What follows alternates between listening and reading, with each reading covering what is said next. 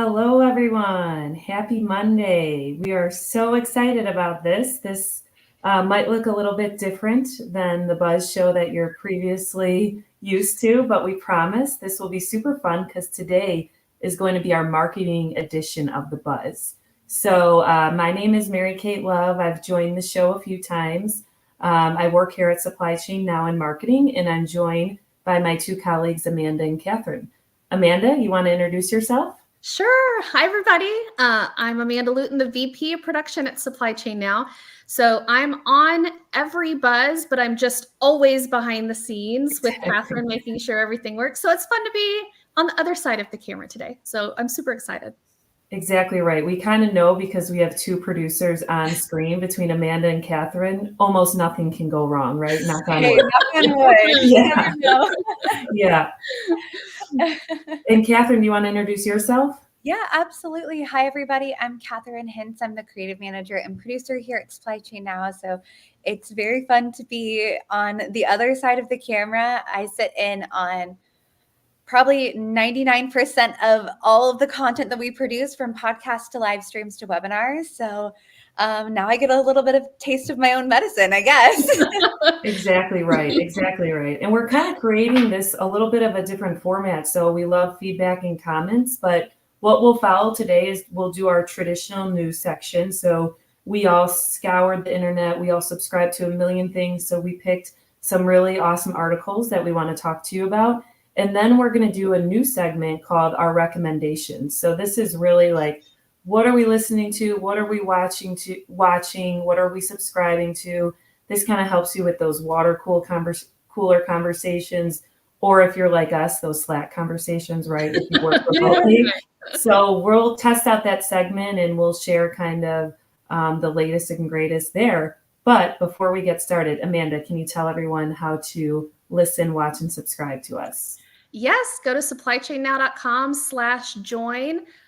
You can subscribe on all your favorite podcast platforms, on YouTube, pretty much anywhere on the internet you find content, you can probably find us too. Exactly right. You can't escape us here at Supply Chain Now, that's for sure. Okay, a few quick announcements. We have some fun ones, starting off with Supply Chain Gals. This is a group we've previously talked about here at Supply Chain Now, and we thought, with 3 women co-hosts today, we'd love to highlight Supply Chain Gals. You should follow them. Their handle is at Supply Chain Gals on Instagram, LinkedIn, and TikTok. I'm personally a fan of seeing them on TikTok because we don't see a lot of supply chain content on TikTok. So super exciting there. And then US Bank Freight Payment Index is our next announcement. So if you missed last Thursday's live stream highlighting the analysis of the 2024 Q1 US Bank Freight Payment Index, geez, say that 3 times fast.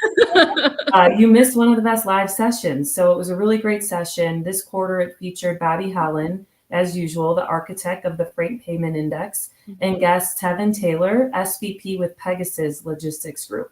You can check out that live stream on demand, and the podcast replay will actually be publishing next week, and you can download the index for free at freight.usbank.com. Kind of switching gears a little bit, Amanda's got good news. Whoops, went backwards. There we go. So these cuties, I know them. They're on the board of directors of Supply Chain Now. No, just kidding. They should be. They could be. Yeah, might as well be. But Scott shared his weekly good news post on Friday. He posts it to LinkedIn every Friday, but this week it really focused on surrounding yourself with good people and how powerful the human element can be in our lives during good times and bad. This picture, actually, just for a little bit of background, I had been gone. This was the first time I had gone on a girls' weekend, like after all 3 of the kids had been born. So Scott had the kids all weekend, and he had soccer practice and all the lessons and all the meals and you name it, he had to do it. And so this was the picture he sent me on Sunday on my way home. And I cannot tell you guys the biggest hugs of my life that I got when I got home that day. That's so sweet. But surrounding yourself with good people that support you and that are there for you during good times and bad is really the focus of his good news post this week. And the other good thing about the good news post is we're introducing some of our new co-hosts. We're building a really great roster of Supply Chain Now co-hosts, and he's introducing a couple of them this week. So follow him on LinkedIn or Twitter. Check out his post, and we'll also link it in the show notes. And before we get to With That Said with Katherine, number one, good news is one of my favorite things to read on the internet, right? Yes. I mean, it's literally good news. Yeah. It's straight from Scott. It's editorial. There's always a great story, a quote in there. But we forgot to say that Scott is at Gartner Supply Chain Symposium this week in Florida, right? Is it in Orlando? Orlando, yeah. Orlando, Florida. I was there last year. I know a lot of people in the industry. This is a really big week. So if you're down there, say hi to Scott. He's representing the team down there too. So I see Scott jumped in on the comments. So Oh, good. reminded me we had to say that too. Katherine, how about With That Said? Yeah, so we had a new edition of With That Said published over the weekend. It is our almost weekly LinkedIn newsletter powered by Supply Chain Now. And we touched on a bunch of news stories, a few of our recent episodes, and then some upcoming events that we're looking forward to. So you can find us With That Said newsletter on our LinkedIn page. All you have to do is click to the company page and you'll see a newsletter button. You can find it and subscribe there. It is really a great rundown of our week, the business world's week, and what's going on in the industry itself. So it's a really great place to check out everything that's going on. Yeah, like we said, so many, different news articles coming at your way. We have a lot of different ways to consume our content, those being kind of two examples, right? Two different examples, which is the perfect segue to our next section, which is our marketing news. So like we said, we view the three of us here, we probably between us guys, how many podcasts, newsletters, emails do you think we read in a week? It's probably... And that's not even mentioning all the TikTok we consume. We're consumers. No. Millions. Yeah, we think we're expert consumers, specifically on marketing content. So we have three, I think, really different stories to share. Mm-hmm. And we're going to be starting off with Amanda, who pulled an article from probably one of our favorite subscriptions, which is the Morning Brew. And it's kind of going through something that I think we all are consumers of, which is Starbucks. Right. Certainly in our house, right? Yes. Yeah. So what Mary Kate said, this is from the Morning Brew. I think this article was also featured in this week's With That Said also. So if you want more information, go check it out there too. But according to this article in the Morning Brew, Starbucks is hitting some challenging times. I thought the Luton household was easily keeping them in the black, but evidently not. Sales are declining in the US and in China, and leadership is pointing to a variety of different causes, from inflation to impatient customers to bad weather. So they're naming everything that they can. But Starbucks leadership is rolling out a recovery plan dubbed the triple shot reinvention with 2 pumps. So it includes. I love that. They're even creative, internally with their solutions. Yeah. But it's a new pilot program that's planning on serving customers from 5 p.m. to 5 a.m., which is, I don't know many Starbucks that are open 24 hours, if there are any that are open 24 hours currently. No. And they're offering a lot of in-app promotions and upgrades to cut down on wait times. So we will be including the links to all of these articles in the show notes, since I don't know if you guys know, but me and Katherine are usually the ones adding all the links to the comments. And we're already multitasking a bit today. I love it. If you don't mind. It wouldn't be a show with 3 women if we weren't multitasking, right? Right. I've got 3 monitors up. Yeah. I can help you some, The best. But what I think is interesting about this story is, before I even got to the section about reading about the recovery plan, my first thought went to customer loyalty programs. It went to the app. Mm-hmm. Inflation is obviously hitting people hard, is really hitting families hard. And actually this article, there's also another article on YouTube, or a video on YouTube, that mentions inflation at Starbucks and at McDonald's. And both of those, both locations really hit home for us because, when inflation hits families, all, mom and dad can feel it. They understand it, but kids don't get it. They don't know why they don't get to go through the drive-through, after sports practice or whatever. And in our case, kids don't understand why there's $7 iced coffees with sweet cream foam and extra pumps of vanilla. $8 coffees. It's unbelievable. but why they're a little bit more painful to order these days. Yeah. But I've become more reliant on apps and notifications, to get a buy one, get one on Thursday afternoons at Starbucks, or, a $25 coupon at Kroger if you shop, or if you get their gas or whatever. I'm relying more and more on apps, notifications, customer loyalty programs. So I can't imagine that it wouldn't be worth their while to kind of double down on these right now and make sure that they're making their customers more loyal. Right. Mary Kate, Catherine, what do y'all think?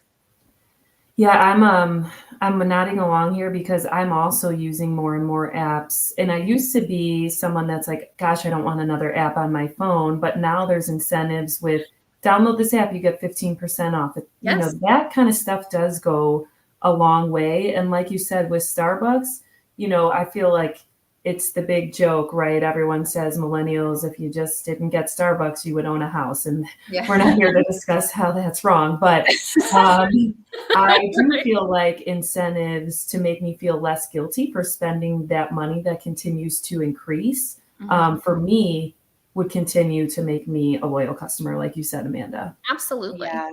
I completely agree with that. I mean, I got just a plain drip coffee over the weekend. No cold foam, no specialty syrups, and it was almost $6. Yeah. And I can't believe that just what used to be something that was totally palatable to do a couple times a week, to be like, oh, I'll just grab my coffee while I'm walking my dog.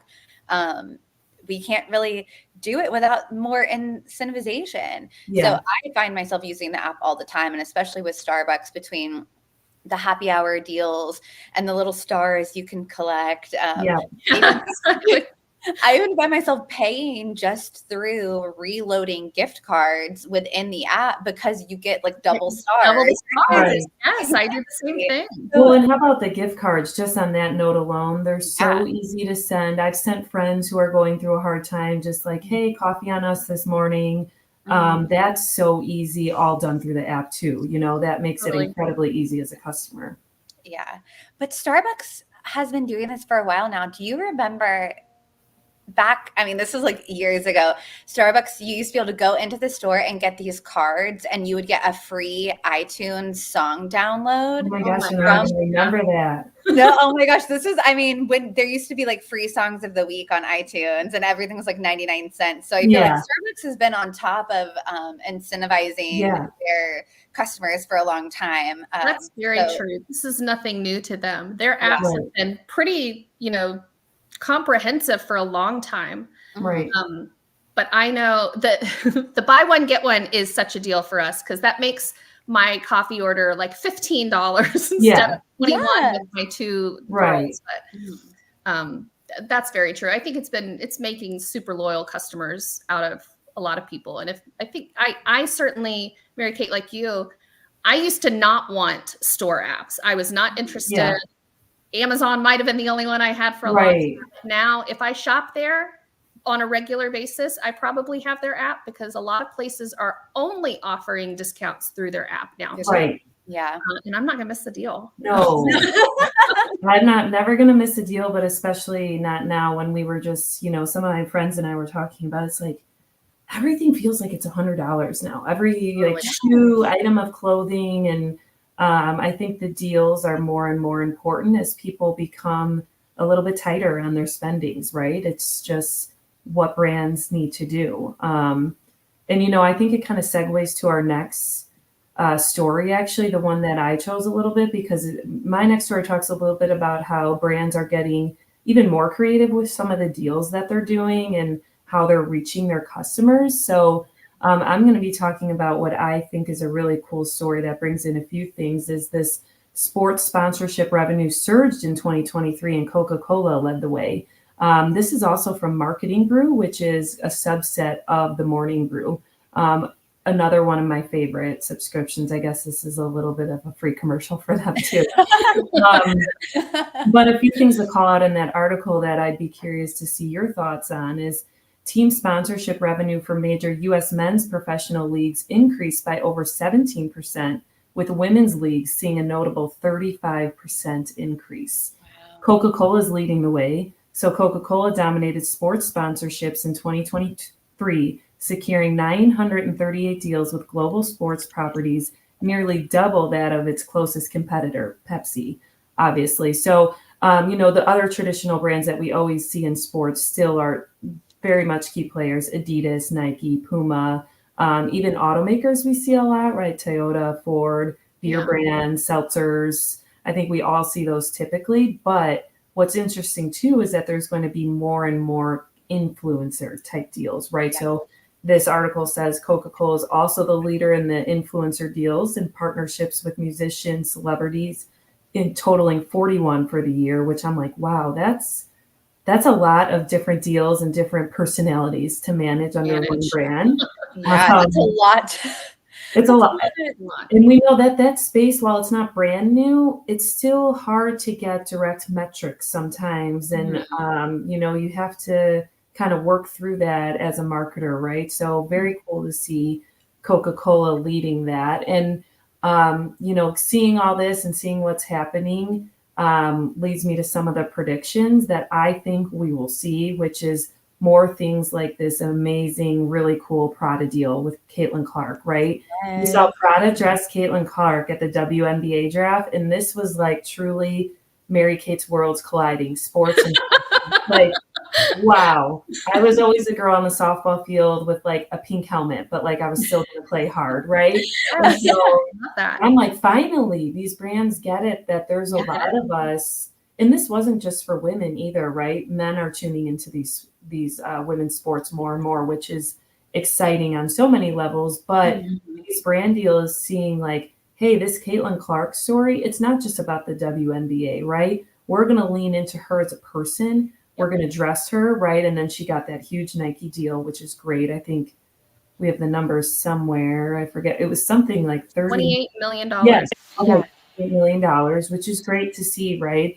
And I think we're going to see some more of these story-driven campaigns, these brands that are aligning with Caitlin Clark, because, I mean, what a cool story. How can't you get behind Caitlin Clark and some of the women we've played against this year, right? So if the WNBA draft becomes a fashion show, I mean, I'm here for it. I'm here for it. I love it. I love it too. And that was the first time Prada had ever dressed anybody, men or women, for a draft. Yeah, so that was a big deal for Prada to dress her. And these other women that looked amazing. And it's kind of like playing on this inclusivity and diversity, because naturally women who play sports are diverse, and they're like, all different sizes, and that's what we see in the world. We don't always see models every day, and they all looked beautiful. And it was just really cool to see both the brands lean into this and the women themselves too, right? And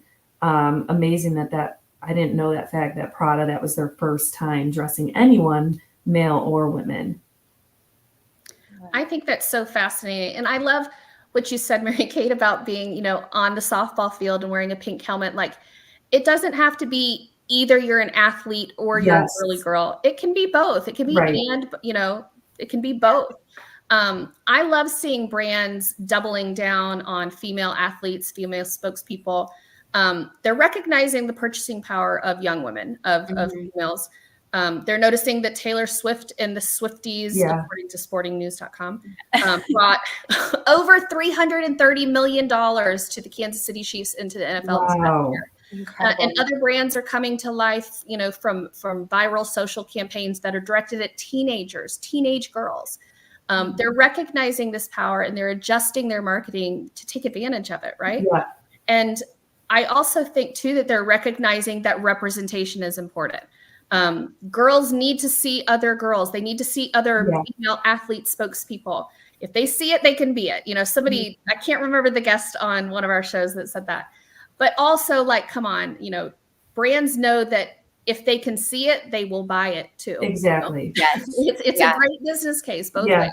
It's a great, I think, like, when you're talking, I'm thinking, gosh, you can't ignore women in sports. And I don't just mean the women who play sports. I mean women's participation in watching sports and getting involved. I mean, I've noticed a surge, and it was corroborated by this article, of even some of the pop culture podcasts that I listen to that are on the target market, right? A millennial woman, they're starting to talk about sports more and more too. I listen to the Toast and they speak about sports. They joke and call themselves a sports podcast now, right? Because more and more people want to be involved in that. And when it was previously maybe targeted at just men, we're seeing a shift in marketing strategies that's really keeping up with the time and driving more revenue, quite frankly, as you said. Yeah. Right. The sports marketers have to realize that, according to Capital One Shopping, women directly or indirectly make up for 70 to 80% of all purchasing decisions in our e-commerce. So I believe that. They're missing out on their bag if they're not marketing. I call myself the chief procurement officer of our home. I really am. Yeah. And I believe that. Whether it's Stanley Cups or, sweatshirts or tote bags, anything. Yeah. I just think that sports and sponsorships go hand in hand. And if you're not marketing towards women, whether it's those participating or those consuming, you're really missing out. And I agree with what both of you guys are saying, to be able to see these strong, capable, competent women that don't have to choose. They can be the best athletes. They can be excellent role models, and they can also wear Prada, and they can also, share the more feminine, vulnerable sides of themselves. It's so refreshing to see, to realize you don't have to be just one thing. You can be whatever you want to be. Yeah, I think that's well said. And I think that's, the most powerful message that you can send young females is you can be whatever you want and you don't need to fit in one category. And that's really what we all have just wanted all along, right? And that's, I think, finally catching up. But we are definitely going to keep track of this, because I know that the WNBA had a sold out game last night. I just saw for Caitlin Clark. Really? Yeah. Good.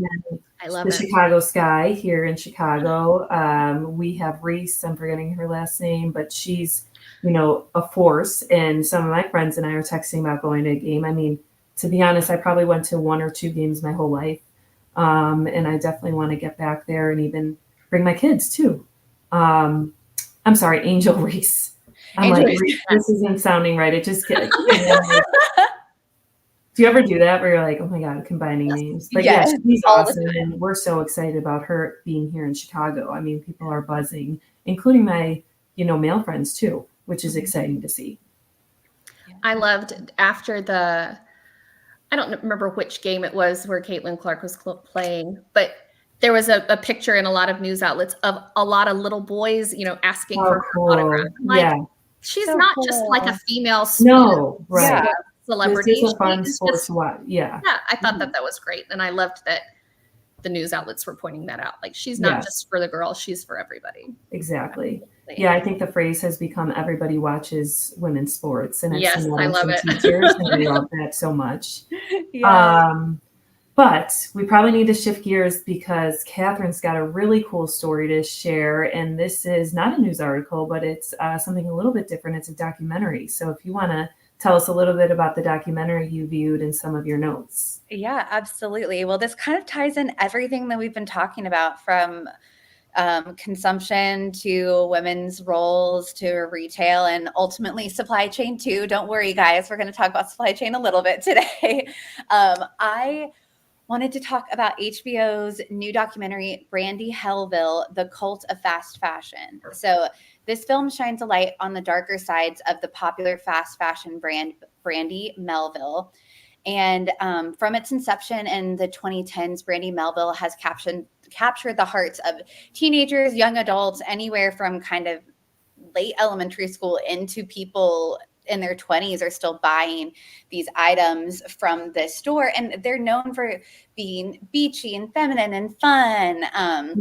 Kind of think Free People or H&M vibe. Yeah. But underneath the surface of all of it is some troubling issues. And some of it has to do with extremely limited sizes. All of their products are one size fits all, and their one size is about as small to extra small. So talk about lack of inclusivity. You're highlighting that. But also in the documentary, they highlight allegations of racial discrimination, sexual harassment, and exploiting underage workers in some capacity. The documentary does not hold back. It talks about a lot of these things. It takes us through the stores, revealing the consequences of letting trends dictate company practices, which is something that is really important to consider in business, where your ethics lie, whether they're with trends or with your ultimate decision making as an organization. And it shows us the butterfly effect of these impacts right in our home and across the global supply chain. And I know that I can't be the only one that has felt victimized by the inconsistent sizing practices of these fast fashion places. I just remember shopping to go back to school as a kid and feeling like I was just blind and not knowing what was going to fit, what was going to be cool to wear. So I resonated a lot with this documentary. But when they say fast fashion, what Investopedia says is that fast fashion describes a low price but stylish clothing that moves quickly from design to retail stores to meet trends, with new collections being introduced continuously.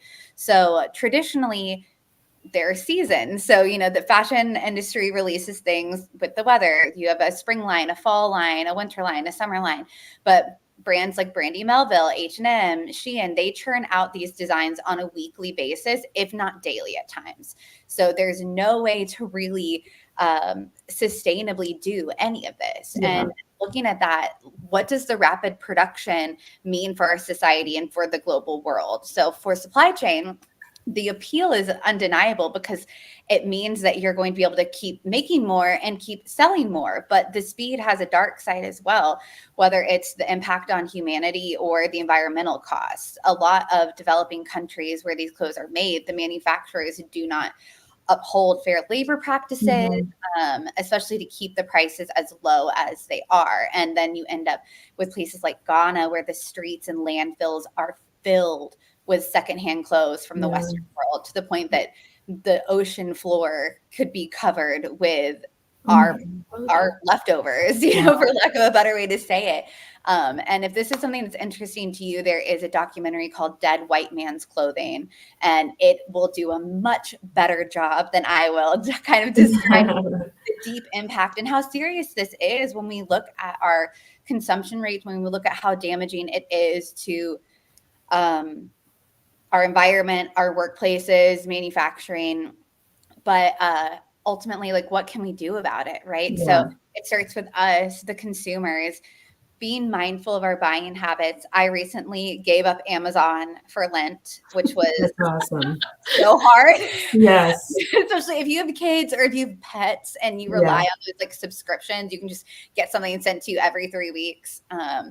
It can be a lifesaver, but being aware of how much those buying practices impact other people, and going to websites like Good On You, using different resources to try to find sustainable options, whether it's thrifting, being aware of how much water goes into the denim that we make. I started buying my jeans at Madewell because they do a really great job of marketing. Are they 100% sustainable? No, but it's better to everybody make a small movement towards sustainability than one person do it perfectly. Yeah. So that was a lot of information, but Amanda and Mary Kate, what do you guys have to say? I love this because, a lot of our, the people that come on our show, the people that listen to our show are talking about this as it pertains to supply chain in terms of, this is something their customers expect to know. They expect to understand, your supply chain at a high level, not all of the details that would take forever, but consumers are asking brands to report on this and what sustainability efforts are you taking as a brand.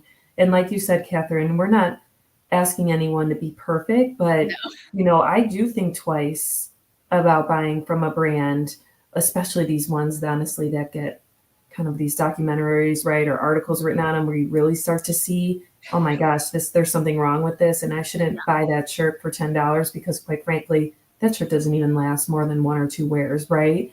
But I think, all of our listeners and the people that come on our show, they're constantly talking about this being more and more important, and it's not going away.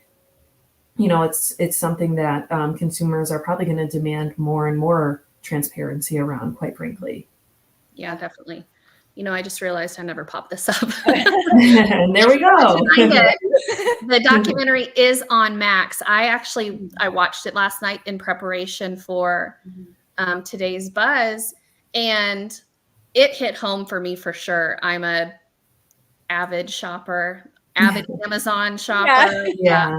Me too. And with young, kids, I mean, actually my kids aren't so young anymore, but we're buying a lot of stuff all the time. And number one at the top of our list, I mean, kind of ties in with inflation, is the price of stuff, right?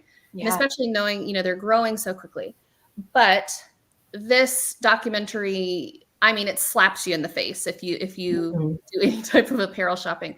Yeah. But one of our hosts, Kim Reuter, was on the Buzz a couple weeks ago, and she had a great quote about fast fashion that I thought of right away as soon as I started watching the documentary. And she said, if you want cheap clothing requires cheap supply chains. Yeah. And cheap supply chains are rarely beautiful. And if you watch this and you see these supply chains, it's definitely not beautiful at all. It's definitely not beautiful. It's awful. And I love documentaries. We watch a lot of documentaries in our house because if you can't see a dangerous, dirty supply chain like this, if you don't know what's behind the curtain, you almost pretend that it doesn't exist, right? Ignorance is bliss as far as this stuff goes. Mm-hmm. But once you see it and you see the impact that fast fashion has on the people that we literally just celebrated last week, it makes it impossible to look away. Yeah. And, a couple of things that really stuck out to me were some of the guests on the documentary, and I'll need to look up their names. I was literally like typing notes. Just like, I'll never remember. I gotta write this down. But one of the guests said, if you buy an item that costs very little, coming in a way that's too easy and it seems too good to be true, then there is someone in the supply chain that is not getting paid and that is not getting respected. Yeah. And that's painful because a lot of the people in the supply chain that are not getting paid and that are not respected are women, right? Yeah, women. Yeah, they're women of color in third world countries that don't have a lot of other options. And that's difficult for me to see a woman whose neck is being contracted because she's carrying 150 pounds of leftover clothes, over the stuff that Plato's Closet wouldn't take from me. Like it's crazy. Goodwill's leftovers. Another guest said, from the beginning of the supply chain to the very end, we're all being exploited by the same system. Yeah. And then another one said, 100 pairs of hands touch a garment before it reaches you. If only there were visibility and provenance into the garment workers and the retail workers, and if they could get respect, our relationship with clothes would be fundamentally different. And I believe that for sure. 100%. And I suppose really the only other thing, I mean, this company has done like so many things bad, like so. We haven't even scratched the surface. I recommend everybody watch this because it could be an entire episode of a podcast to cover this. But the effect that fast fashion and that exclusivity of a size and the, representation has on young girls really hit home for me because I have currently one teenager and one soon-to-be teenager as of less than 2 weeks from now. And of course, I was a teenage girl way back 150 years ago. I worked 15 years in retail, so everything that was in the documentary, I've seen, I've been there, I've lived that, and that feeling and the effect, and Brandy Melville being so prevalent and growing so quickly on social media. And we all know how, impactful social media can be on teenage girls. Yeah. What a terrible impact, what a terrible effect they're having on this generation of girls that I thought was super body positive and really making up for what the 90s and the early 2000s did to us. Yeah. It's very discouraging. It's still there. Yeah. Yeah. And I hope that they'll take, it really reminds me a lot of Abercrombie in like the early 2000s. Mm-hmm. Yes. They would hire people, pretty girls that were, shopping with their friends and stuff. But I hope, that Brandy Melville can turn it around, can kind of have a resurgence like Abercrombie has in the last couple of years. They've really turned things around. But I do think too, like Katherine said earlier, one of the biggest problems is that people are just buying so quickly, the rigs so fast, fast fashion. doesn't allow for anybody to feel like they have enough, or, okay, I've bought this season's worth of clothes, I'll Now wait I'm till on fall to, or whatever. yeah, It's constant, and we just yeah, have to buy less. Like, that's right. a simple solution, but it's hard once you've been trained, It's no, to get I that saw a instant girl gratification. on TikTok this weekend, and she was talking about a lot of similar themes to this. And she said that what she does, she opens up her notes app and she pastes links to everything she wants to buy, whether it's skincare or clothing or, a new sauce to make dinner with or whatever, Yeah. things that are not necessities. And she puts them all on the list. And she buys everything on the 30th of the month. So if she still wants it by the end of the month, then she can get, within reason, of course. Yeah. But I was like, wow, how many times do I just give in to my impulses? And I'm like, oh, well, that looked cute and I can return it. It'll be fine. But that's getting into the damages of all the returns we're doing too. Yeah. So we could just go on and on. But Mary Kate, what do you think? No, I think, I mean, I love the 30th of the month. I don't know why I was like, well, what did she do in February? That's how like bad it is, because seriously, the impulse buying is way too easy. I love the shop app, right? You don't even have to put in your credit card. It's pretty much just like type in a number and you're good. But man, we should make, like, sometimes I wonder, should I just go back to all cash? And then I would like start thinking differently about my purchases and I wouldn't be able to scroll the internet. But this is hard, right? Because we all fall into it. But the more and more aware that we are of some of these practices, and quite frankly, like the more you think about things like capsule wardrobes, like that makes sense to me, and buying quality to have for multiple years, I feel like the more you learn to buy like that, the less you spend, even though you spend way more per piece, right? I mean, we all know that, right? You buy a quality piece, it lasts. So and I love that. Too. You said you have to learn to buy like that. Like, we have taught ourselves that we can buy things whenever we want to. It's cheap. It gets here in some cases same day. Yeah. You have to relearn that it's okay to make a list of, what I do a 5x5 every season. And so I have 5 categories and there's 5 items. So like 5 tops, 5 dresses, 5 accessories, whatever. And that's how I try to shop. I try to shop based on like what I really want that season. Of course, do I stick to it? Like, no. I mean, I do my best. I'm trying here. Okay. Right. But you have to reteach yourself that these are not just expendable commodities. That's what fast fashion has taught us, is that you can buy it as quickly as you can discard it. It turns around really quickly, and it's just trash. It's no big deal. You can donate it. You feel better about yourself. And then you see it, washing up on the beaches of Ghana. It's I know, it's terrible. Terrible. But we have to teach ourselves, what's really important and how those purchases and those choices that we make really affect supply chain around the world. Right. Yeah. Okay, we're going to 180 and we're going to go into our new segment that we're testing out called our recommendations. We should probably come up with a better name. Next time. Yeah, next time. But this is really our section of like, hey, we read the internet, so you don't have to. And here's some of our favorites that are coming through that we want you to know about. And again, this is a lot around kind of some marketing tactics, but it also pulls in general business and sometimes supply chain is our focus. So I'm going to kick us off first with one of my favorite newsletters that I've recently subscribed to, probably about 6 or 7 months ago. It's called Superhuman AI. And really what it is just simply a newsletter that teaches you how to use AI better. It also gives me the latest in AI news, and I find that intriguing.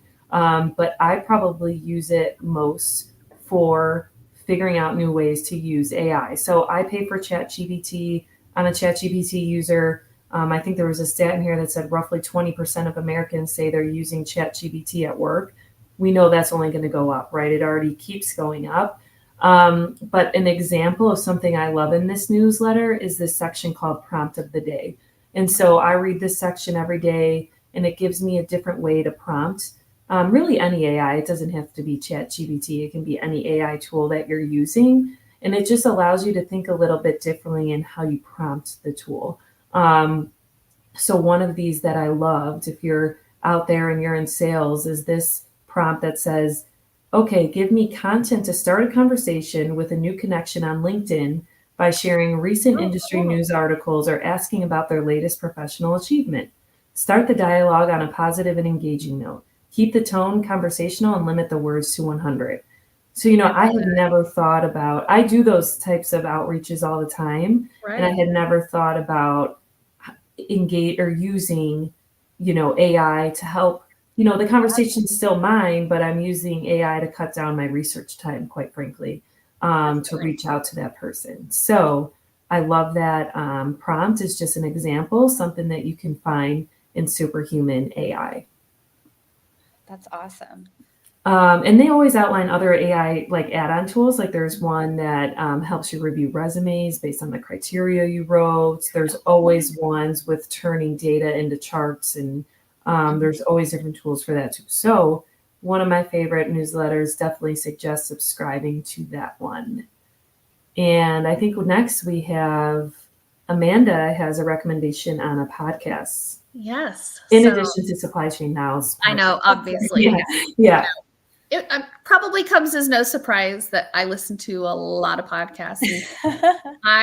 Pretty much, I've replaced music in my car with podcasts. I love it. It's the way that I love to consume content.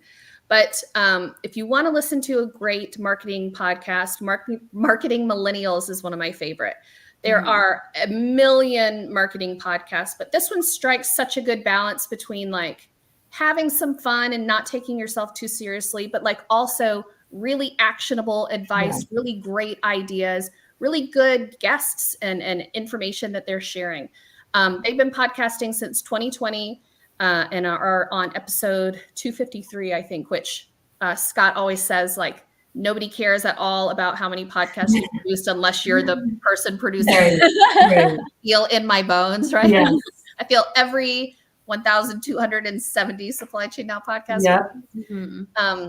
But they interview a lot of marketing leaders. They just recently had a 2-part or a 2-episode series, I guess, with the director of marketing at Meta, Allbirds, HubSpot, Olipop. There's a lot of household names, and they're interviewing their marketers, unpacking lessons learned, marketing solutions. And their episodes are not terribly long, all less than an hour. Most of them probably about 45 minutes to an hour. But I just think they're really great. A couple of really good ones to look out for. Why does everybody want a Stanley tumbler? About it. Also, the king of hot sauce, the mastermind behind Sriracha's $2.5 billion empire. Wow. So just some really interesting topics that, yes, you're listening to a business podcast, but it doesn't sound like you're listening to a presentation. Yeah, there's a lot of stories in there, right? Yes. Right. So that's a really great one. Love that. I'm also a consumer of many podcasts, so I'm always trying out new ones. Did we have any other recommendations? Yeah, I have 2.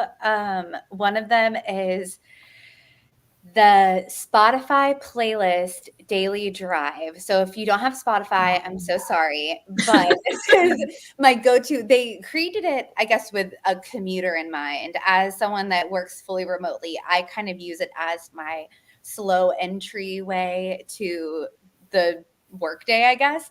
The whole playlist is normally anywhere from an hour and a half to 2 hours and 15 minutes, but it takes all of your like top playing songs, and then it'll also add in like an episode of The Daily, an episode of CNN's 5 Things, so you can kind of like catch up on what's going on with the world around you, but also be able to listen to your favorite music and kind of drink your coffee and be like, okay, I'm ready to work, I'm getting into it. I gotta write this down.